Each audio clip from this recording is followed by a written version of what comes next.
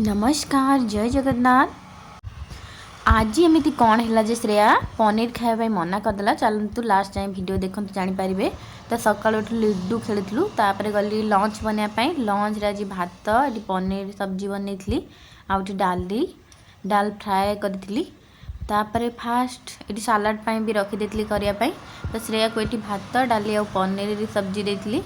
तो सबुदिन से कौन करे पनीर को कह क्या देवी मुझे एकुटिया खाइबी। आज भाविली बेसी टी देखला बेलू से खाइला ही ना। ये तार मूड उपर डिपेंड करे।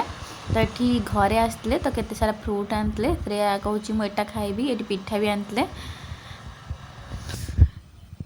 तापर ये संध्या को क्षीर गरम करी तो उतुरी जाता बंचीगला क्षीर आज मोर।